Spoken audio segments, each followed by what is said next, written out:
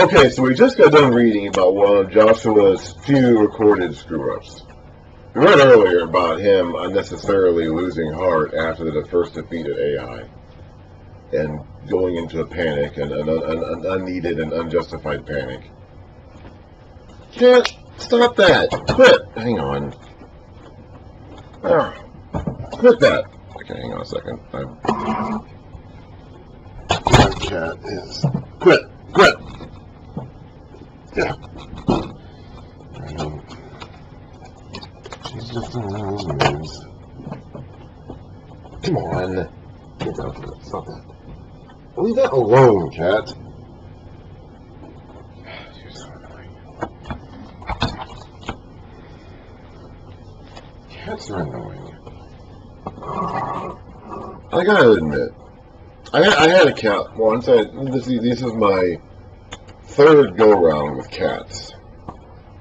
Got my first cat when I was 10. Actually, she just kind of showed up in the backyard one day. We named her Cuddles. Apparently, she was a neighborhood cat who just kind of wandered into our backyard and adopted us. Had her for 6 years, and she died. Right before I turned 16. I felt so guilty about that because she died of a disease that we could have vaccinated her against. But we hadn't.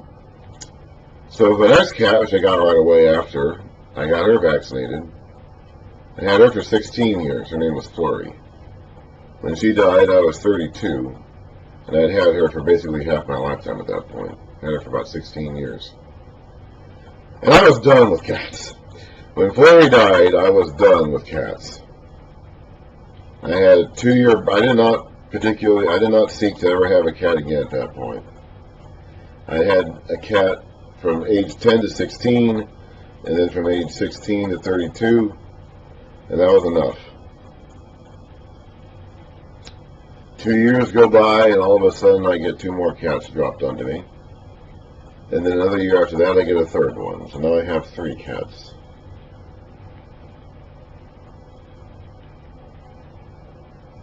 But I didn't really want any of them. So, you just stay right there. Don't bother anything. Don't get anything. Don't destroy anything. Don't touch anything. Just sit there.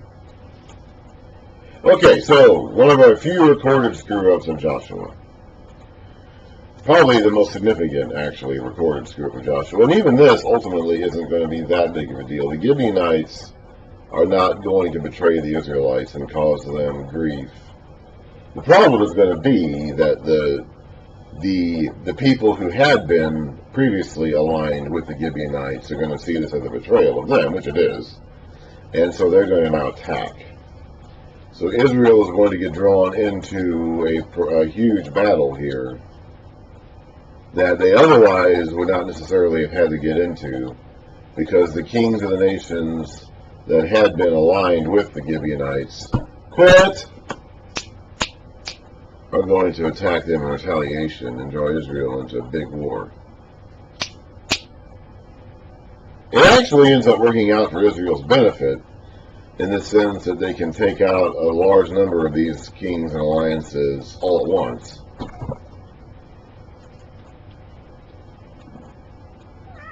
But this is a consequence of them entering into this treaty with the Gibeonites, which they did not consult God about beforehand.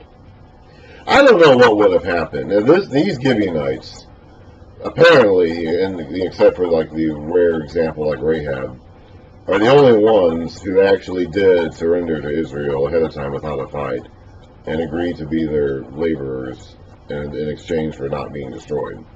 I don't know what would have happened if more of these cities had done that. You know, we did read, like I said, about when Israel goes off to warfare in the future generations. You know, they were supposed to allow the people they were fighting a chance to make peace. But that doesn't really that doesn't necessarily include the cities they were taking here in the land as they conquered the land. So I don't know. I don't know what would have happened if more. I don't even really know what God thinks about this treaty.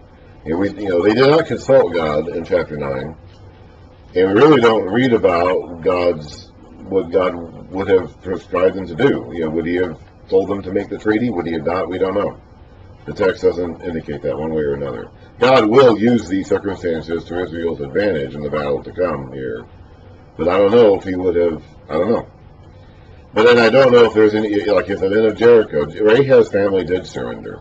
If the men of Jericho had surrendered to Israel, would they have been, I just don't know. I mean, I really don't.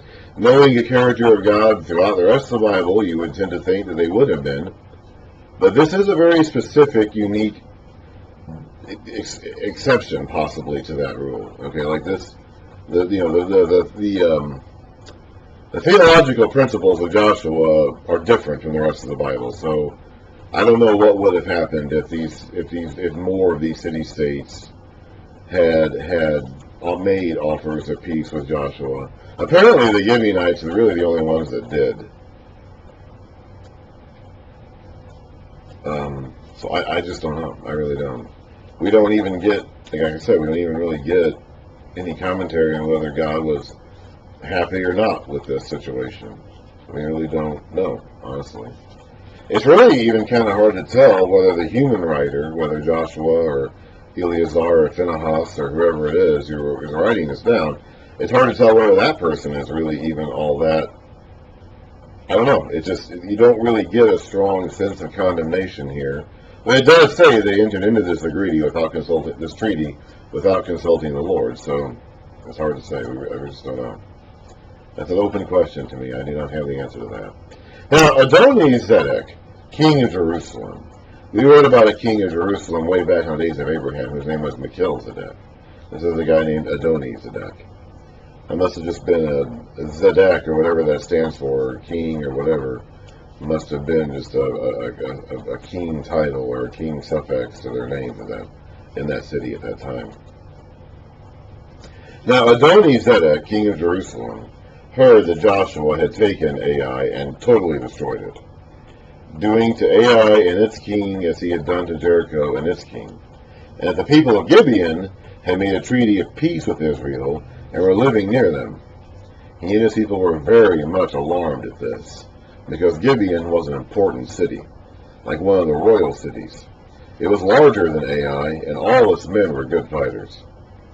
So Adoni-Zedek, king of Jerusalem, appealed to Hoham, king of Hebron, Piram, king of Jarmuth, Japhia, king of Lachish, and Deber, king of Eglon. Come up and help me attack Gibeon, he said. There's a gnat floating around here. It's very annoying, because it has made peace with Joshua and the Israelites. Then the 5 kings of the Amorites, the kings of Jerusalem, Hebron, Jarmuth, Lachish, and Eglon, joined forces. They moved up with all their troops and took up positions against Gibeon and attacked it. The Gibeonites then sent word to Joshua in the camp at Gilgal. So Joshua's camp hasn't moved yet. Do not abandon your servants. Come up to us quickly and save us. Help us, because all the Amorite kings in the hill country have joined forces against us. Now, Joshua has entered into a treaty with these people, so he now has to protect them. That's part of his end of the bargain of the treaty. That's part of what, when you would make treaties, when these nations, when an inferior nation would surrender to a superior nation, saying, we don't want to fight you, we know you'll kill us, we'll surrender to you and work for you. The stronger nation, the weaker nation, of course, is going to be used as slaves, essentially. But the stronger nation also now has an obligation to protect and defend that weaker nation because of the treaty they made with that weaker nation.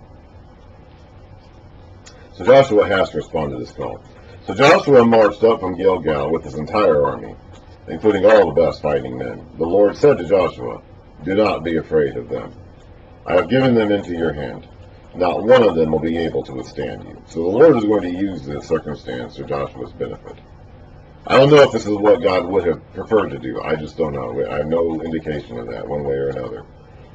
From Joshua 9 on down to now, the beginning of Joshua 9 on down to now, I have no indication whether or not this was part of God's plan. Doesn't seem like it, but he's going to make it good for Joshua and the Israelites anyway.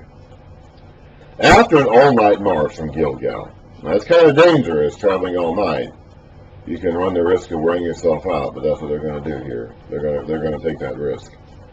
After an all-night march, because God told them to. After an all-night march from Gilgal, Joshua took them by surprise. The Lord threw them into confusion before Israel, who defeated them in a great victory at Gibeon. Israel pursued them along the road going up to Beth Horon, and cut them down all the way to Azekah and Makkedah. As they fled before Israel on the road down from Beth Horon to Azekah, the Lord hurled large hailstones down on them from the sky. So the Lord himself was getting involved actively in this one. And more of them died from the hailstones than were killed by the sword of the Israelites. On that day, the Lord, on the day, oh my goodness, I have a cat here. I have a cat. A big fat cat.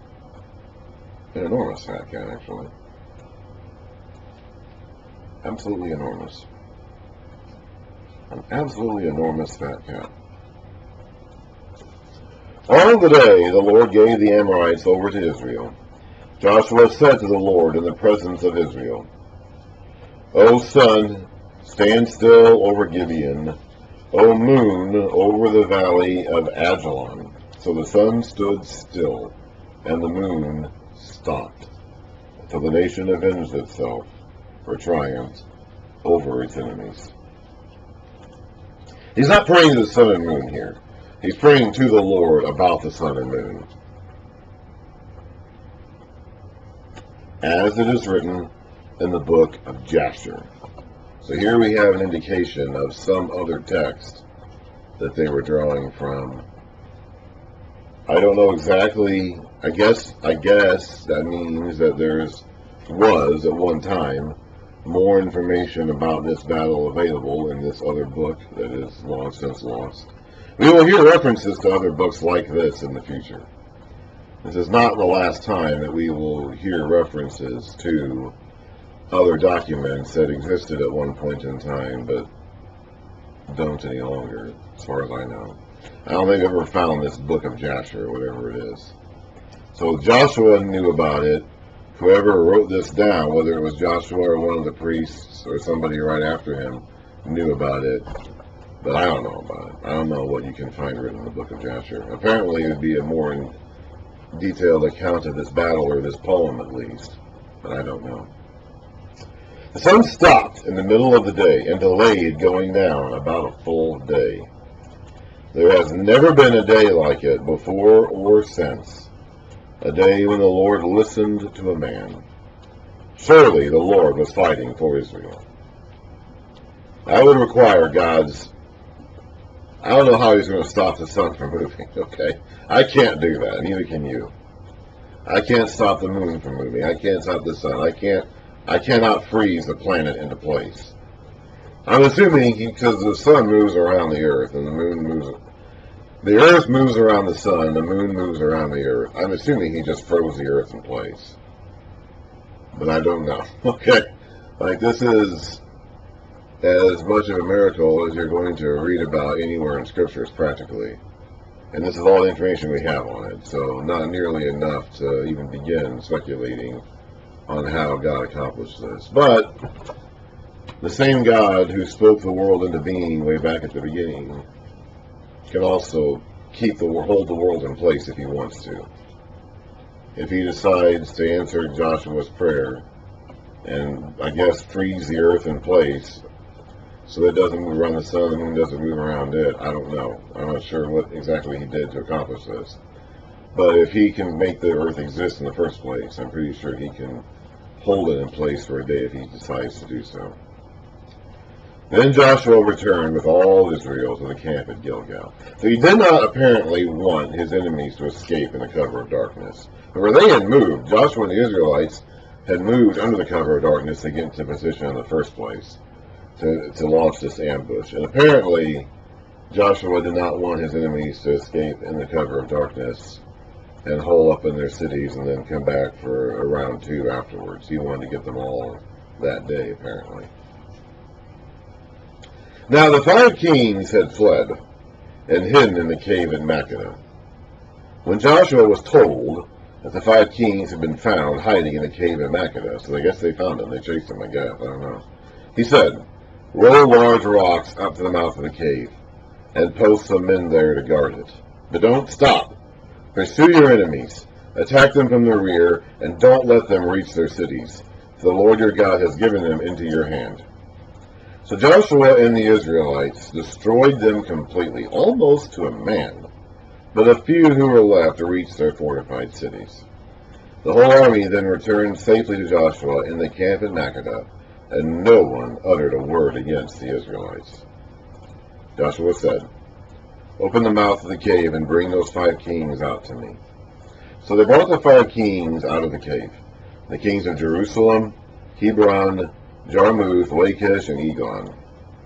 When they had brought these kings to Joshua, he summoned all the men of Israel and said to the army commanders who had come with him, "Come here and put your feet on the necks of these kings." So they came forward and placed their feet on their necks. Obviously the kings were forced to lie down for this. So they're standing on their necks, basically. Joshua said to them, "Do not be afraid. Do not be discouraged. Be strong and courageous. This is what the Lord will do to all the enemies you are going to fight." Then Joshua struck and killed the kings, and hung them on 5 trees, or impaled them, whatever, I'm not sure exactly. And they were left hanging on the trees until evening. At sunset, remember that goes back to that whole idea of being left on a tree to be cursed. Let's mention that again.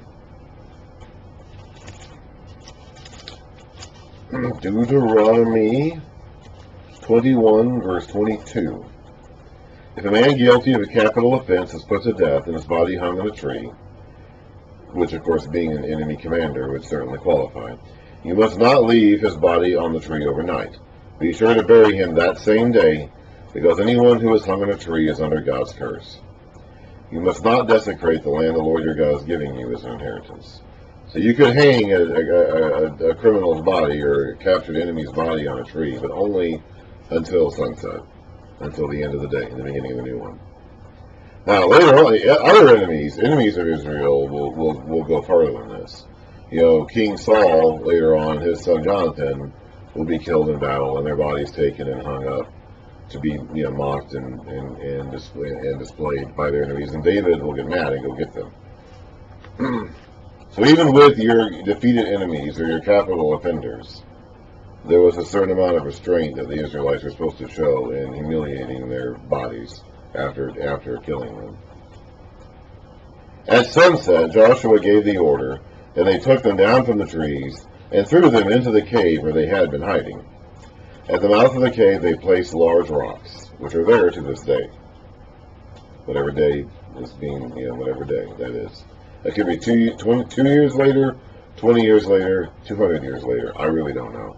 I don't know who the guy is who's writing down to this day throughout this book. It happens all throughout this book. We saw it earlier, we see it now, we'll continue to see it. So someone is putting the finishing touches on this. It could be Joshua himself 20 years later or whatever. It could be the priest, Phinehas, who survived Joshua and could be writing down 20 years after that. Or it could be some scribe who was putting the finishing touches on this 200 years later. That is just impossible to say. We really don't know that. No way to tell that at all. That day Joshua took Makkedah. He put the city and its king to the sword and totally destroyed everyone in it. He left no survivors. And he did to the king of Makkedah as he had done to the king of Jericho. Then Joshua and all Israel with him moved on from Makkedah to Libnah and attacked it. The Lord also gave that city and its king into Israel's hand. The city and everyone in it Joshua put to the sword. He left no survivors there. And he did to its king as he had done to the king of Jericho. Then Joshua and all Israel with him moved on from Libnah to Lachish. He took up positions against it and attacked it. Obviously, we're not going to go into detail about each one of these. This is more of an itinerary. This is actually very, very similar to the military conquests recorded in a lot of the Egyptian literature, where they go from city, they record on their monuments and on their walls of their buildings the Pharaoh going from city to city and conquering or capturing it. And they actually would have these, now, Israel really didn't have, hieroglyphics. They wrote everything down apparently in scrolls.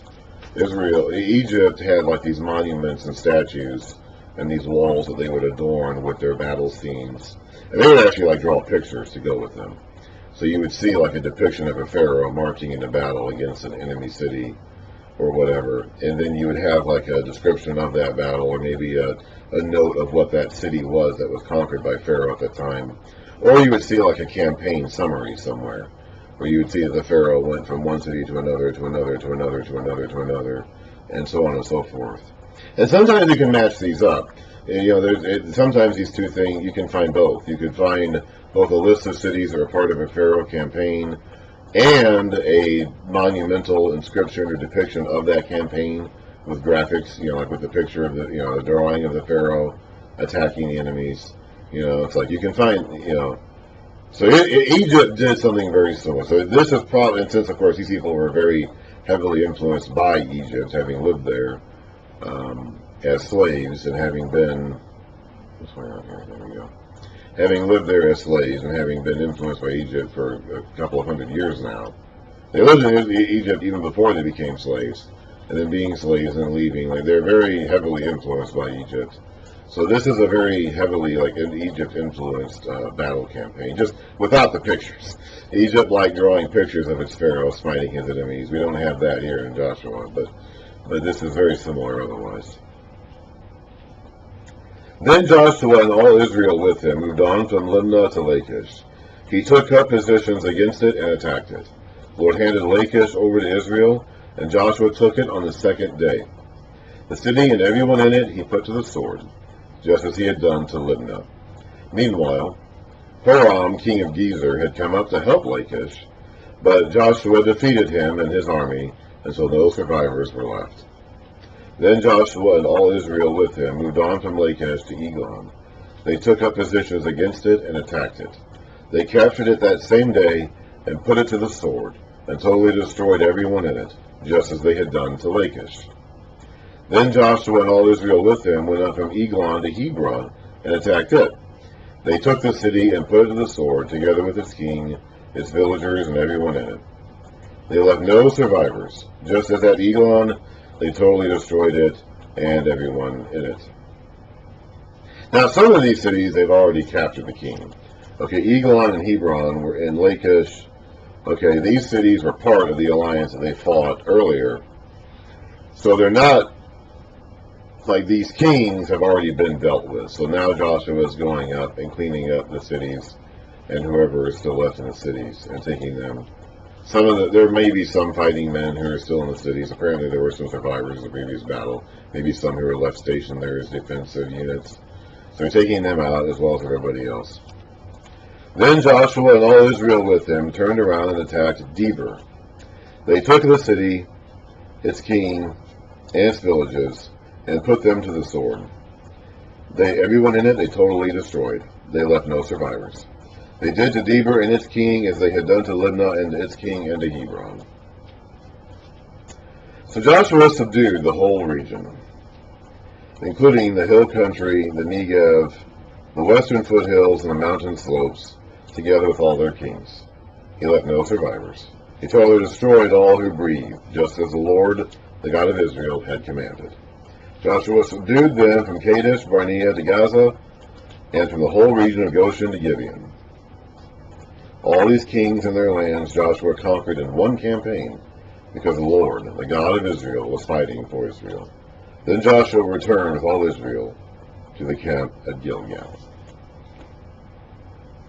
So that's a good chunk of the land they've conquered. Now this is somewhat propagandistic. Okay, this is not always necessarily to be taken completely literally, because we will see that there are plenty of survivors in the land that they did not destroy or did not drive out.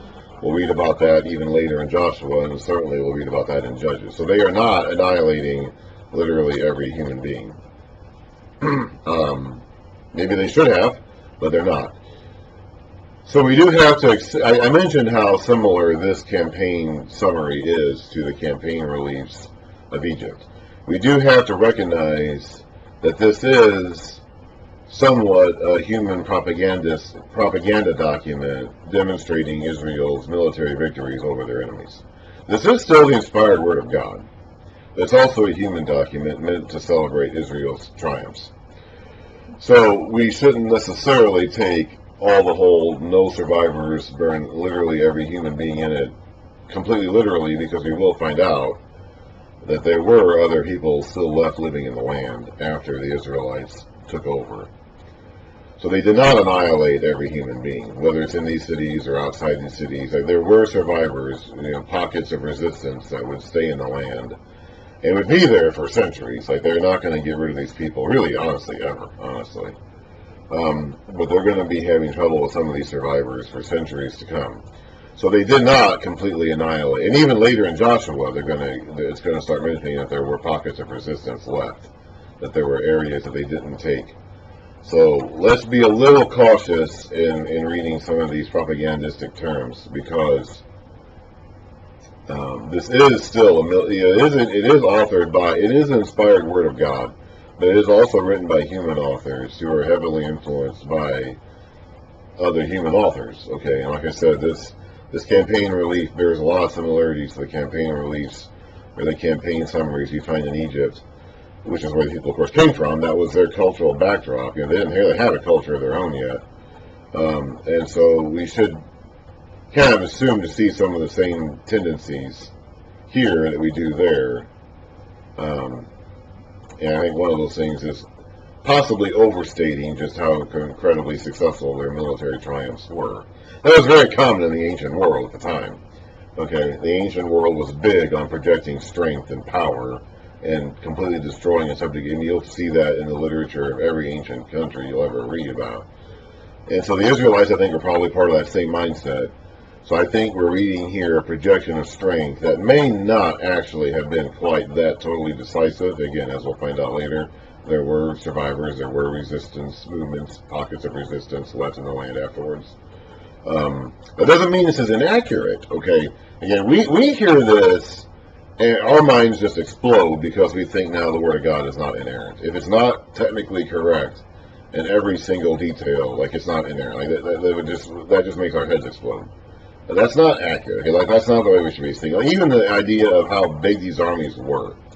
We're assuming when we read the term troop that it means 1,000 men in a troop. It doesn't necessarily have to mean that. Later books of the Bible, later books of the Old Testament, a troop may be 1,000 men. Okay, like in Numbers, they talk about all those troops. We're assuming that that's 1,000 men per troop, so there's 600,000 men. That may not be the case. There may be 10 men per troop. There may be 6,000 men, not 600,000. Or maybe 60,000. Okay, it's like, we don't know that.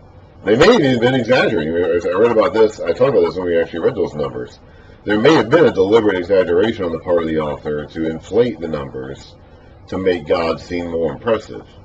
Now, again, we hear this and we just can't handle it. Like, this is just beyond our ability to comprehend, because we think that's not true. That's not inerrant. It's inaccurate. It's no longer the Word of God. But we don't, and so, like, we're putting our standards, we're projecting our standards onto the text and holding it to a standard that it doesn't hold itself to. Okay? And that is where I think we get confused. So we need to put ourselves in the mindset of Joshua and the people of his generation. Like I said before, way back when I was talking about Genesis, put ourselves in the mindset of those men coming out of Egypt who would have been the first people to hear this material read out loud after Moses wrote it. Same thing here. Okay, Joshua or somebody, either Joshua himself or one of the priests next to him, is recording this information and leaving it as a recount of what happened after it happened, and is doing so for the sake of showing that the Israelites got the land as God said they would. And we need to realize that that is the context in which this was written and the purpose for which it was written. And that to them, even back in Moses with the numbers, the idea of taking the number and multiplying it by 10 or 100 to show how great and mighty God is, that's okay to them. That may not be okay to us. We may think that's not true. That's inaccurate. That's a lie. That's a whatever. We may not think that, but that to them might be okay. And it's like they might be okay with the idea of taking their 6,000 people and multiplying that number by 100 and making it 600,000. Okay? They need to be okay with that. And if they're okay with that, then we need to be okay with that. We don't really know for sure. We can't really prove definitively if that is how that number is to be interpreted, or if that's really what happened. But we need to be aware that it is a possibility. And if the people at the time were okay with that, then we need to be okay with that too. If God was okay with that, then we need to be okay with that too. But we get hung up on this idea of inerrancy, which we take to mean that every word in the scriptures has to be factually true, and that just isn't the case. This is propaganda. This is military propaganda. There's nothing else really like it in scripture. Okay? The Israelites were not commanded to do this really any other time but now, at this particular moment in history. So we need to realize that this is military propaganda, and that's going to have a certain slant to it. Just like when you read poetry later on. You need to realize that the prophets who use poetry are speaking in poetic terms. And we'll get to that. We already saw a little bit with some of Moses' songs. But this is a similar thing in that this is propaganda. This is military propaganda, and we need to recognize it as such.